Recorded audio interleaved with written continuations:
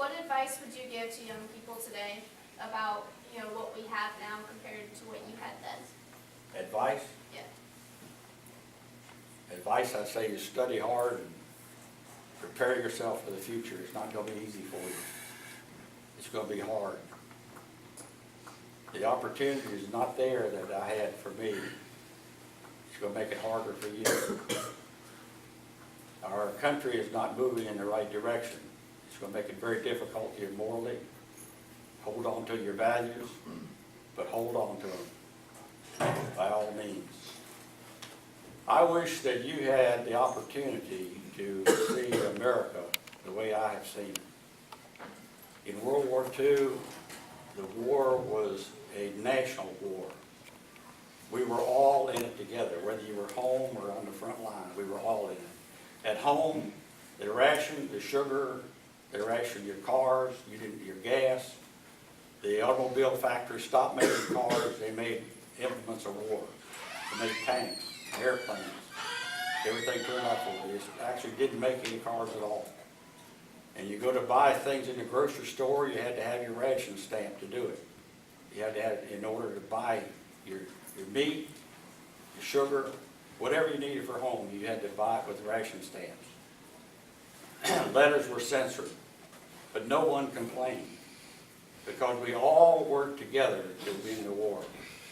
Today, the only ones that know really what's going on in the war are those that are in it and the families that are involved in it. The rest of us just hear about it. Back then, it didn't. We worked as a unit.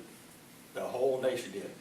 My granddaughter asked me, said, "Granddaddy, what would happen if somebody deserted and went to Canada?" Well, back in World War II, you'd better not come home if you did that, because your family's going to turn you in. It was not tolerated. There was no say. We were at war and we needed to win. And we were a different nation than we are now. I'd like also for you to see and be able to witness the values that our country had then. The moral values were there. It's not because they were written down, and in the school, when I grew up in school, the 10 Commandments were on the wall. And we started every day with prayer in the public school. I know you do it here, but the public school does not allow it. Today, as a Gideon, I'm not allowed to stand on school property and give someone a Bible. It's against the law. That's where we've come. I wish you didn't have that. I wish you could see where the Bible was honored, where it was honored everywhere. I wish you could see the time when your moral standards of being a Christian was someone who was respected and not looked down as a second-rate level. It was then. The days when the church was never locked. It was a place where you go to worship God and commune with God, and it was always open. A day when the school, you went to school and it was protected and taught. We didn't have armed guards in the school.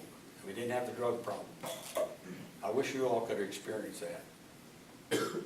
But you're growing up in a world that's not there. But God says He's still in control, so hang on to Him.